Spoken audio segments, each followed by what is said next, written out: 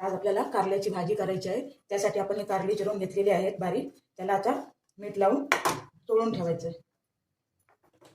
मीठ लावून चोळून ठेवायचे जरा वेळ। मला पाणी सुटलं का नंतर आपण ही भाजी करणार आहोत। आता आपण ही धुवून घेतलेली आहे। आता आपण तव्यावरती तूप टाकायचे आहे।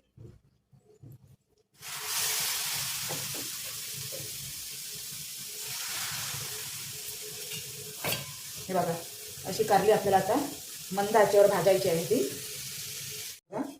आपण पाणी न घालता वाफेवर आपण भाजून घेतो कारली। आता ही कारली भाजलेली आहे। त्यात आपण एक कांदा घालणार आहोत,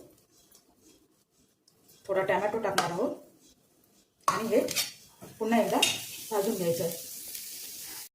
तेल टाकले थोडंसं आणि ह्याची परतून घेऊया। आता आपली भाजी व्यवस्थित भाजली गेली आहे। आता ह्यात आपण थोडं तिखट टाकणार आहोत, हळद, थोडासा गरम मसाला। आता परतून घ्यायचं आहे। थोडंसं खोबरं टाकायचं आहे,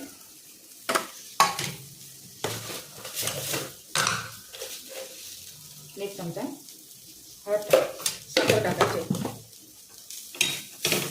मीठ टाकायचं नाही कारण आपण मीठ लावून पहिली चुरून घेतलेली आहे कारली। आपली भाजी तयार आहे। त्यात कोथिंबीर नाही टाकायची, हे फक्त परतायचे। हे बघा, आपली भाजी तयार आहे।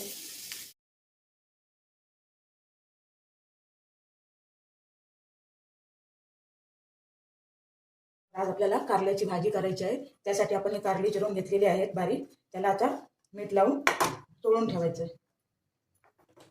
मीठ लावून चोळून ठेवायचे जरा वेळ। मला पाणी सुटलं का नंतर आपण ही भाजी करणार आहोत। आता आपण ही धुवून घेतलेली आहे। आता आपण तव्यावरती तूप टाकायचे आहे।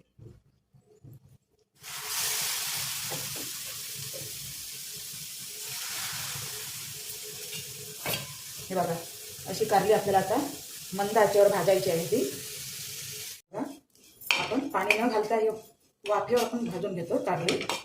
आता ही कारली भाजलेली आहे। त्यात आपण एक कांदा घालणार आहोत, थोडा टोमॅटो टाकणार आहोत आणि हे पुन्हा एकदा भाजून घ्यायचं आहे। तेल टाकले थोडंसं आणि ह्याची परतून घेऊया।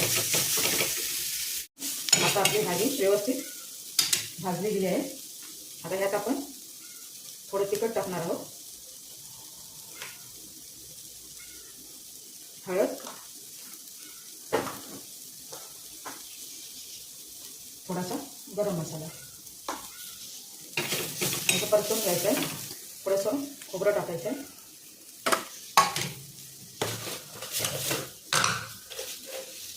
एक चमचा हळद, साखर टाकायचे। मीठ टाकायचं नाही कारण आपण मीठ लावून पहिली चुरून घेतलेली आहे कारली। आपली भाजी तयार आहे। त्यात कोथिंबीर नाही टाकायची, हे फक्त परतायचे। हे बघा, आपली भाजी